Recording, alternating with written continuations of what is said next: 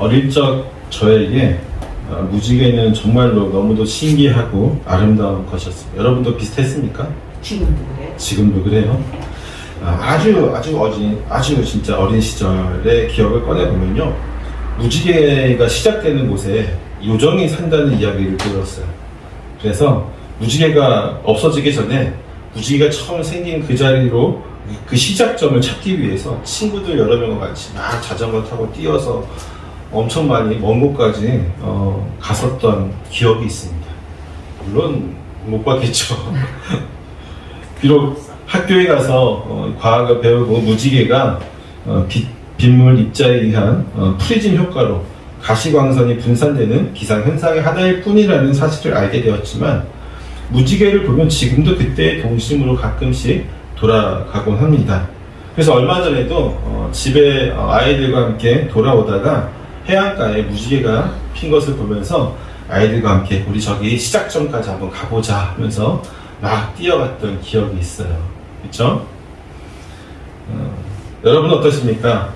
우리가 이렇게 무지개를 좋아하는 것은 단순히 아름답기 때문이 아니라 하나님의 약속이 그 안에 있기 때문이 아닐까요? 이렇게 아름다운 무지개를 사람들은 좋은 의미보다는 근데 현대 사회를 보게 되면 부정적인 의미로 많이 사용하는 것을 보게 됩니다. 대표적인 것으로요, 우리는 죽음에 대해서 완곡하게 표현할 때 뭐라고 얘기해요? 무지개 다리를 건넜다라고 표현을 하죠. 또한 옛 중국의 상나라는요, 무지개가 다리가 없고 양쪽에 머리가 달린 어떤 짐승이라고 생각을 했어요. 용과 같은 짐승이라고 생각을 했고, 이 짐승이 나타나면 재앙이 깃든다라고 생각을 했어요. 무지개가 오면 사람들이 두려움이 떨었어요. 신기하죠? 또한 한나라 시대의 채홍이라는 사람은요, 무지개가 온갖 나쁜 징조라고 설명하기도 했고요. 우리나라도 보면요, 조선왕 왕조실록을 보면요, 이사균 같은 경우 기묘사화를 비판하면서 흰 무지개가 같이 떠서 해를 꿰는 기상이라고 말하면서 굉장히 부정적으로 설명을 하고 있습니다. 기묘사화를 무지개에 빗대서 얘기하죠. 물론 현대에 와서는 좀 더 긍정적인 이미지로 생각되어졌지만, 최근에 와서 또 이 무지개가 누가 사용합니까? 성소수자들을 위한 어떤 상징으로 거의 굳어져 가고 있어요. 무지개를 보면 좋다가 아니라 어떤 무지개로 된 어떤 포스터라든지 어떤 그림들을 보게 되면 사람들이 열의 9명은 성소수자를 떠올릴 수밖에 없는 그런 시대가 되어버렸죠. 하나님이 인간에게 언약의 증표로 주신 이 무지개가 과거의 사람들에게는 재앙을 부르는 것으로, 현대의 사람들에게는 성소수자들을 위해서 상징하는 것으로 변질되어지는 것을 바라보면서 참 많이 가슴이 아파집니다. 기독교인으로서 우리는 매우 안타까워해야만 되겠죠. 이런 사실들을 보면서 더 이상 무지개를 보면서 하나님의 언약을 생각하는 사람은 거의 없다고 봐도 무방할 정도로 현대사회는 그렇습니다. 하나님과의 언약을 잊어버릴 만큼 오랜 시간이 지났기 때문이기도 하겠지만, 또 다른 측면은 무지개가 하나님의 심판을 연상하게 하기 때문에 애써 우리 망각에서 그 기억을 망각 속에 집어넣으려고 했던 부분은 아니었나라는 생각도 한번 해봅니다. 심판하시는 하나님은 우리에게 너무도 두려운 존재이고, 그렇게 두려운 분을 바라보며 산다는 것은 우리같이 연약한 인간들에게 너무나도 힘겨운 일이 될 수 있기 때문이겠죠. 그렇게 저는 오늘 말씀을 통해서 무지개가 하나님의 언약을 어떻게 우리에게 기억되는지를 좀 바르게 순망했으면 좋겠습니다. 또한 무지개를 주신 하나님의 크신 사랑 가운데 은혜의 자리로 나아가는 저와 여러분 되시기를 축원합니다. 먼저 우리가 이 무지개를 보면서 언약의 대상이 누구인가에 대해서 분명히 살펴볼 필요가 있어요. 홍수 심판 가운데 하나님의 은혜로 말미암아 생존한 노아에게 복을 주신 하나님께서는 앞으로 새로운 인류가 새로운 시대를 열어가는 데 있어서 그와 함께 언약을 맺으시는데, 하나님은 그 언약의 대상자를 노아 한 사람만을 놓고 말씀하시는 것이 아니라 그를 포함한 또한 그의 아들들과 동물들 그리고 모든 후손들을 포함하고 언약의 대상자로 삼고 계시다고 하는 것을 우리 볼 수 있죠. 일반적으로 우리가 계약 혹은 언약은 당사자들에게만 유효한 것이잖아요. 그렇죠?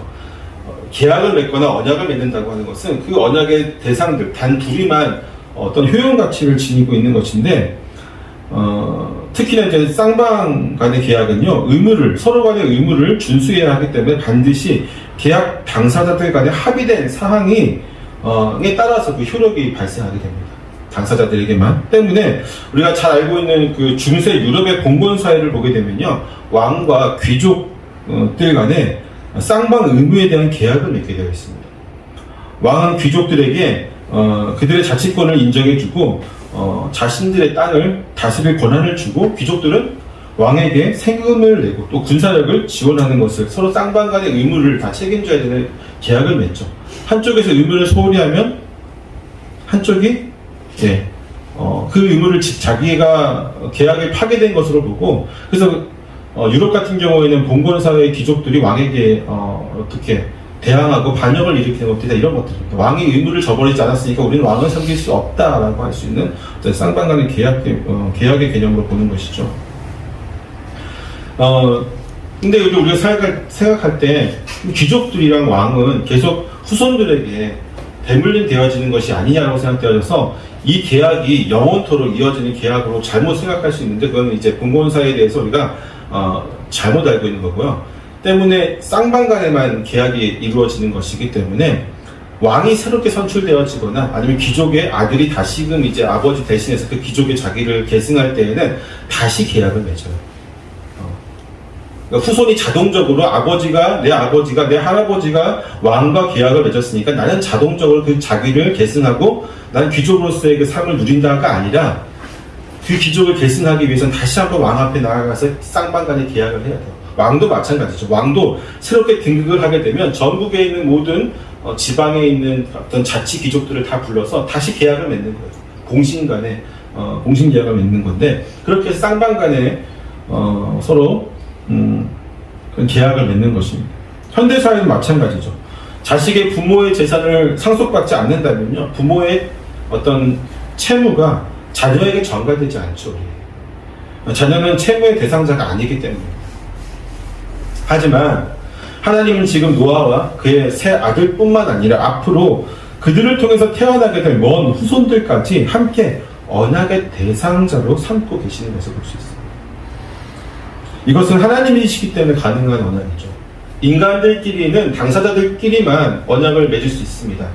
세월의 한계 때문인데, 그 존재가 무한하시고 영원하시고 불변하시는 하나님이시기 때문에 노아를 비롯한 이후의 모든 후손들과도 언약을, 또한 계약을 맺을 수 있는 것이죠. 하나님이시기 때문에 가능하다는 것입니다. 하나님의 존재가 무한하다는 것은 결국 하나님께서 어떠한 제한이나 어떠한 제약에도 속하지 않는다는 것을 우리에게 분명히 가르쳐주고 있습니다. 때문에 그분은 본질적으로 시간과 공간을 다 초월하시죠. 때문에 성경에서 뭐라고요? 그분에게는 뭐예요? 하나님에게는 하루가 1000년 같고 1000년이 하루 같다. 그분에게는 우리 이 땅을 처음에 창조하시고 아담을 만드신 때나 이 세상이 완전히 멸망하고 새로운 새하늘과 새 땅이 이루어져서 완전한 천국이 이루어지는 그거나 순간에 불과하죠. 그분에게는. 이러한 하나님은요, 비록 우리가 오늘 읽은 창세기 9장에서 노아와 그의 아들들 그리고 동물들을 불러서 언약을 맺으시지만, 그분의 존재는 노아와 함께 하시면서 동시에 누구와 함께 하고 있는 거예요? 우리와 함께 하는 거예요. 수천 년 전에, 어쩌면 그보다 훨씬 더 오래 전이랄 수도 있겠지만, 그때 노아와 언약을 맺으시면서도 동시에 누구랑 맺으시는 거라고? 나와. 지금 나와. 그분의 언약은 노아와 노아의 아들들과 맺은 것으로 노아의 후손들이 선조의 뜻을 따라서 자동적으로 언약의 대상자가 되는 것이 아니라, 하나님이신 그분의 무한하신 존재하심으로 노아를 비롯한 이후에 이 땅에 채워나갈 노아의 후손들, 우리는 다 노아의 후손이잖아요. 그렇죠? 노아 이전의 모든 인류는 어떻게 됐어요? 홍수로 심판받고, 지금 인류에 있는 전 세계 모든 사람들은 사실 누구의 후손이에요? 노아의 후손이에요.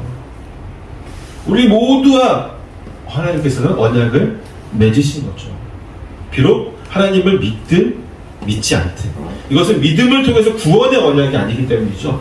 내가 믿으면 예수 그리스도의 보혈의 공로를 통해서 널 구원해 주겠다라고 하는 어떤 구원의 언약이 아니기 때문에 이것은 노아의 후손인 모든 이들, 하나님을 믿든 믿지 않든 모든 이들과 하나님이 동시에 맺으신 언약이기 때문에 그 언약은 모든 이들에게 다 통용되는 언약이 됩니다. 즉 하나님께서 내가 내 언약을 너희와 너희 후손과 맺으시겠다고 말씀하시는 것은요, 지금 이 순간 우리에게도 동일하게 우리 역시도 하나님과 1대1로 그 언약의 대상자가 된다고 하는 것입니다.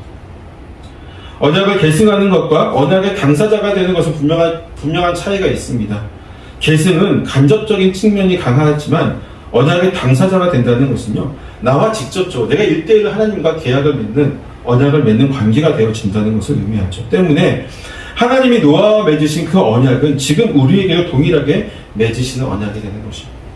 아주 먼 과거에 있었던 사건이 아닌 지금 우리와 하나님과의 관계 속에서 맺어진 언약으로서 우리는 당당히 그 언약의 주체가 되는 것이죠. 사실상 노아의 언약이 아닌 누구의 언약이라고 봐도 무방해요.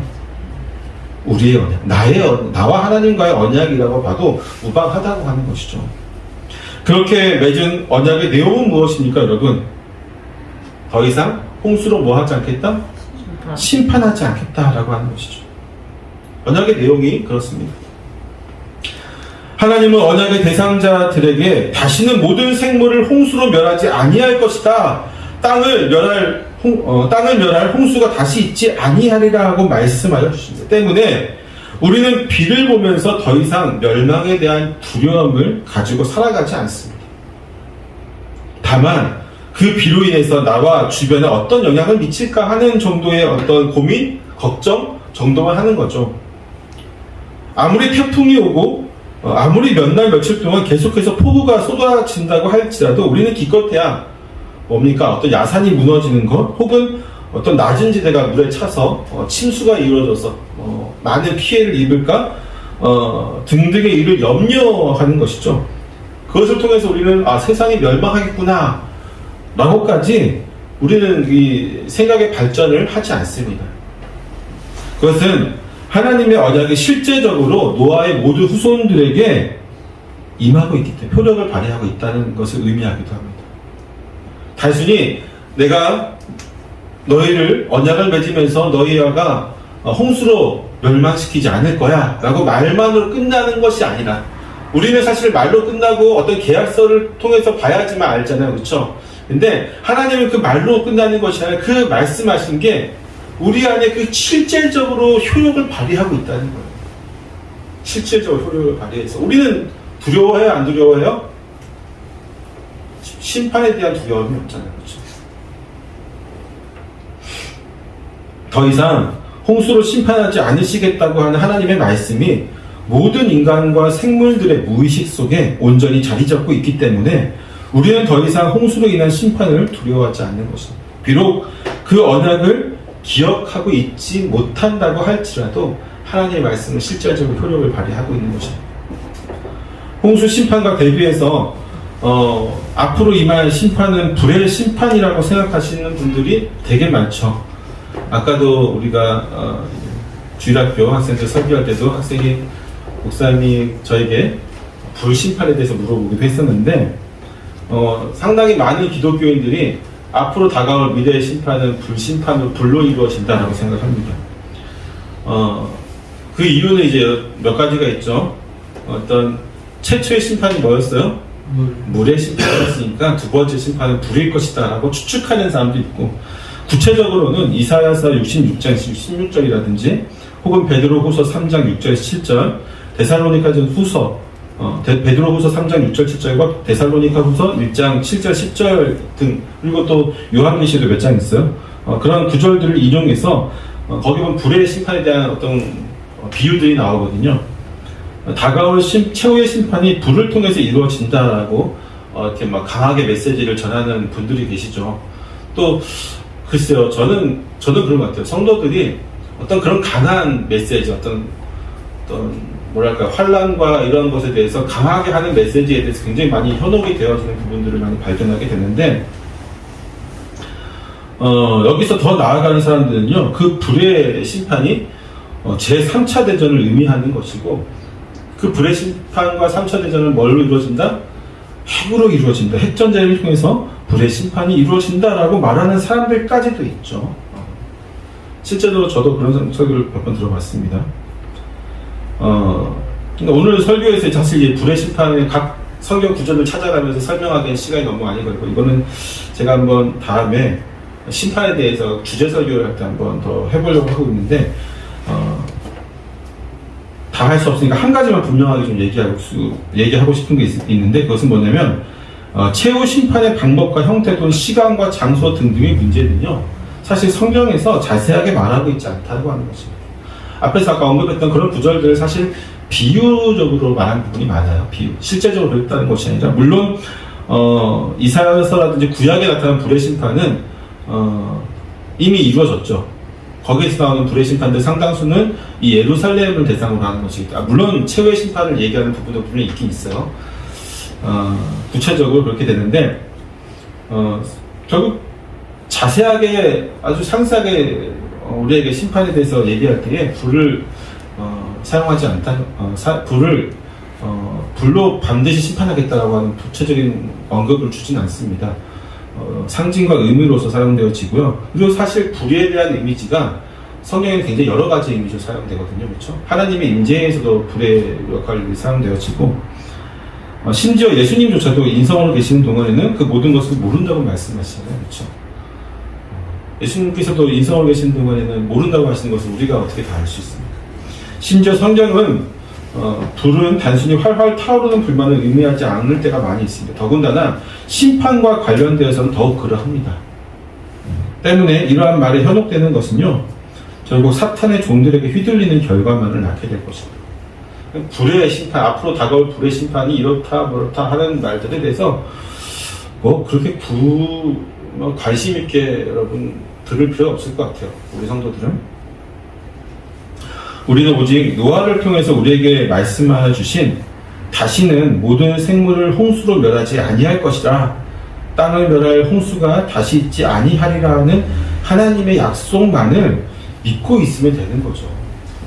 장차 다가올 심판이 불의 심판이니 핵전쟁이니 기타 등등 이런 거 위성이 떨어진 거니 그런 거에 대한 불안으로 살아가는 것이 아니라, 노아를 통해서 또한 우리 모두와 약속하신 홍수를 통해서 멸망하지 않으시겠다라고 하는 그 말씀만을 믿으면 돼요. 우리는 사실. 그렇죠? 아무리 세상이 죄로 오염되어서 물이 생물의 번성에만 온전히 그 힘을 쏟지 못하는 상황이라고 하여도 하나님의 약속은 변하지 않으시기 때문입니다. 한 가지 확실해요. 물론 영화를 제가 참 옛날에 많이 보고 좋아했었는데, 영화 가운데 보면 물로 홍수로 지구가 멸망하는 그런 시나리오가 영화들 몇 개 있거든요. 그걸 보면서 저는 이렇게 생각을 했어요. 정말 성경을 모르는구나. 하나님이 다시는 물로 심판하지 않는다고 했는데 차라리 다른 걸로 이렇게 하지 하면서 그걸 생각을 해봤는데, 그래요. 우리는 이 약속을 믿고 살아가면 됩니다. 심지어 하나님은 인간의 연약함을 너무나도 잘 아시기 때문에 영원히 변치 않을 언약의 증거를 자연 가운데에 세워주십니다. 하나님이 보여주신 언약의 증거가 바로 우리가 잘 알고 있는 뭐예요? 무지개인 거죠. 물론 우리는 무지개의 원리에 대해서 과학적으로 충분히 설명할 수 있습니다. 그렇죠? 그 모습이 아름답고 신비롭긴 하지만 결국 이제 빛의 굴절을 통해서 나타나는 프리즘 현상이라고 하는 것은 충분히 입증되어지고 증명되어진 사실입니다. 그렇다고 무지개를 하나님의 약속의 증표로 보는 것은 어떤 비과학적인 행동이고 맹목적인 신앙을 가진 자처럼 보는 것은요, 매우 어리석은 행동입니다. 왜냐하면요, 우리가 과학적으로 밝혀낸 모든 원리들조차 하나님이 직접 만드시고 하나님 직접 세우신 법칙들이기 때문이죠. 우주의 모든 법칙들 위에 계시는 분이 바로 하나님이심을 생각한다면 무지개를 만드신 분이 하나님이시라는 것을 우리는 의심하지 말아야 될 것입니다. 단순히 우연히 빛의 굴절에 의해서 생기는 것이다가 아니라 그 빛의 굴절을 만드시고 그 법칙들을 세우시고 우리가 보는 그 빛의 그 여러 가지 색깔들이 있다는 것을 그렇게 만드신 분이 누구예요? 하나님이시죠. 또한 이 무지개가 분명한 목적을 가지고 하나님이 우리에게 보여주신 것임을 우리는 의심하지 말아야 되겠죠. 그 목적이 무엇입니까? 우리가 맺은 언약이지 않습니까? 언약에 대한 증거입니다. 이 무지개가 존재하는 한 하나님이 홍수로 인해서 모든 인간을 심판하는 일은 절대로 없다는 것을 우리는 분명히 기억해야 됩니다. 이 말을 과학적인 법칙 안에서 이해해보면요, 결국 무지개가 생성되는 과학적 법칙 혹은 절대적인 물리 법칙이 존재하는 한 하나님의 약속은 계속되어진다라고 하는 것이죠. 이 말은 좀 더 극적으로 설명하자면 이 지구가 멸망할 때까지 하나님의 약속은 계속되어진다는 것입니다. 왜냐하면 이 지구가 멸망하지 않고서는 무지개가 사라지는 일은 없기 때문이죠. 무지개는 항상 있기 때문입니다. 사랑하는 성도 여러분, 우리는 이 무지개를 보면 단순히 아름답다는 것만을 생각하는 것이 아니라 하나님이 우리에게 주신 은혜의 상징임을 반드시 생각해야만 합니다. 하나님이 왜 굳이 무지개를 주셨을지를 우리는 생각해야만 합니다. 홍수 심판을 통해서 심판에 대한 두려움을 가진 모든 생물들을 위한 하나님의 사랑과 은혜인 것이죠. 만약 언약만 맺으시거나 혹은 스스로에게 홍수 심판을 하지 않겠다고 어떤 작정, 다짐만 하셨다고 하면 연약한 우리를 위해 눈에 보이는 연약한 우리들은요, 그것을 알 수가 없잖아요. 그렇죠? 하나님께서 하실 그 말씀을 우리가 온전히 다 믿어요? 못 믿잖아요. 우리는 의심도 많고 우리의 죄성은요, 하나님의 성경 66권에 나온 모든 말씀도 온전히 잘 믿지 못하는 연약함을 가지고 있는데, 하물며 지금 심판이 막 끝난 홍수의 심판이 막 끝난 시점에서 하나님이 더 이상 인간에게 이 땅에 홍수를 심판하지 않겠다고 말씀을 하셨어요. 그게 우리가 의심하지 않을 수 있을까요? 안 그렇다는 거죠. 심지어 그 당사자뿐만 아니라 후손들도 더 심하겠죠. 후손들은. 그렇기 때문에 하나님은 연약한 우리를 위해서 그 증표가 되어지는 영원한 언약인 무지개를 주시는 것입니다.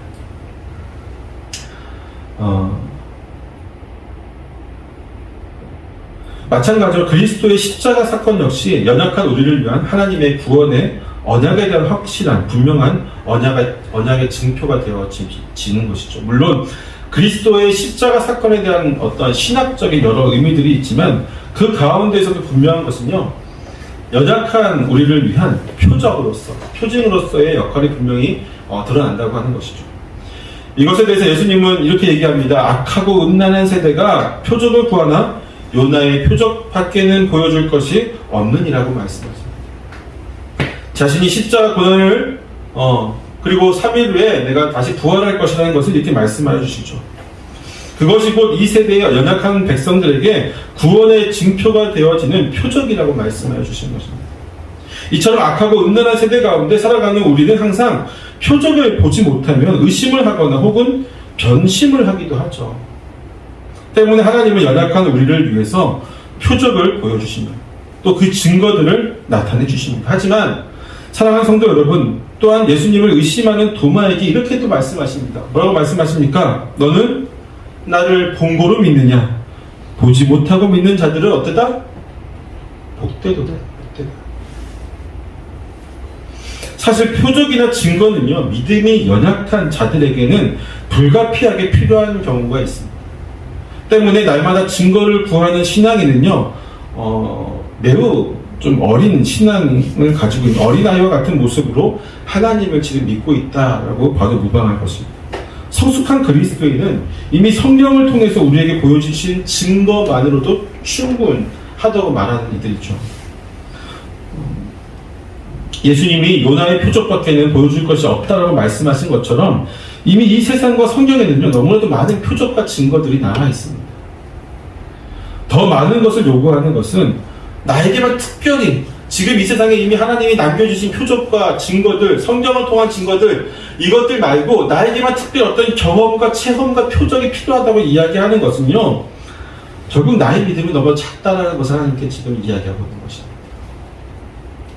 이미 충분한 증거 가운데 더욱 주님을 신뢰하고 나아가는 저와 여러분이 되시기를 축원합니다. 마지막 결론을 말씀드립니다. 여러분, PTSD라는 말씀을 들어보셨어요? PTSD? 풀어서 설명하자면 외상 후 스트레스 장애라고 하는 병을 가리킵니다. 어떤 사고를 경험한 후에는 몸이 다 나아도 그때의 기억이 트라우마가 되어서 지속적인 스트레스와 마음의 고통을 호소하게 만드는 그런 병이라고 할 수 있습니다. 때문에 세계 1, 2차 대전이라든지 아니면 우리가 잘 알고 있는 삼풍백화점 세월호 사건이라든지 이런 사건들 또는 그것뿐만 아니라 우리 개인적으로도 어떤 여러 가지 교통사고라든지 이런 사고를 당한 이후에 몸은 다 나았는데도 불구하고 어떤 정신적인 스트레스 때문에 극단적인 선택을 하게 되는 부분도 있고 어떤 많은 고통을 호소하는 사람들이 있습니다. 실제로 참 많이 있죠. 여러분 생각해 보세요. 우리가 노아와 그 가족들과 동물들이라고 생각을 해봅시다. 어느 날 갑자기 비가 내려요. 하나님께서 모든 것을 다 심판하시겠다고 말씀하십니다. 방주에 타라고 하세요. 유일한 방법은 방주에 타서 그것만이 구원할 수 있는 유일한 방법이다 하고 배에 탔어요. 밖에서 계속 비가 오고 있고 사람들은 문을 열어달라고 치고 있어요. 우리도 구원받고 싶다고, 나도 살려달라고 하는데 노아가 문을 열어줄 수 없어요. 여러분이 노아예요. 여러분이 문을 열어줄 수 없어요. 문을 열면 안 돼요. 사람들이 계속 두드리고 나도 살려달라고 얘기합니다. 그렇게 그 사람들이 죽어가는 것을 바라봐야 하는 겁니다. 그리고 375일 동안 계속 물이 차올라요. 언제 이 방주가 아무리 튼튼히 만들어졌다고 해도 기둥, 어떤 산봉우리라든지 나무들 부딪힐 때마다 쿵쿵쿵 소리도 나고 흔들리기도 하고 천둥 번개에 파도에 휩쓸리기도 하고 계속해서 어떤 불안하게 마음이 있지 않겠습니까? 그런 가운데 이제 드디어 땅에 발을 디뎠어요. 여러분, 정상적인 생활을 절대 못합니다. 비가 올 때마다 우리는 정말로 아마 바들바들 떨 거예요. 바들바들. 하나님의 심판이 이 뇌상으로 스트레스 장애가 되어서 떠나지 않는 모습이 되는 거죠. 때문에 무지개는요, 홍수 심판이라고 하는 인류에게 닥친 이 불가항력적인 사건을 경험한 노아와 가족들 또는 그것이 후손들에게, 모든 동물들에게 하나님이 친히 어떤 외상후 스트레스 장애에 대한 치료제처럼 주신 거라고 볼 수도 있는 것이죠. 아까도 얘기했지만 더 이상 우리는 두려워하지 않잖아요. 무서워하지 않잖아요. 고통에 떨면서 살지 않잖아요. 노아 역시 마찬가지였습니다. 노아와 그 가족들도 마찬가지였죠. 저는 성경을 읽으면서 어떻게 이렇게 깔끔하게 그 심판에 대해서 잊을 수가 있나, 두려움을 극복할 수 있나 라고 생각을 해봤지만 결론은 하나밖에 없더라고요. 하나님께서 언약을 주시고 영원한 언약의 증거인 무지개를 주셨기 때문에 이들이 이 모든 것을 극복할 수 있었겠구나 라는 생각을 한번 해봤습니다. 저는 오늘 말씀을 통해서 무지개가 얼마나 하나님의 사랑과 은혜를 가득 담고 있는지를 분명히 여러분에게 말씀드렸습니다. 때문에 우리는 무지개를 보면서 정말 하나님의 사랑이 가득 넘치는 것을 좀 깨달았으면 좋겠습니다. 무지개를 볼 때마다 아름답다, 이쁘다, 사진 찍어야지, 어떤 SNS에 올려야지 이런 걸 먼저 생각하는 것이 아니라 하나님이 지금도 나를 사랑하고 계십니다. 하나님이 지금 이 순간에도 나를 사랑하고 있는 것을 저렇게 표현하고 계시는구나 라는 것을 믿고 의지하고 또 더 나아가는, 믿음으로 나아가는 저와 여러분 되시기를 축원합니다. 기도하겠습니다.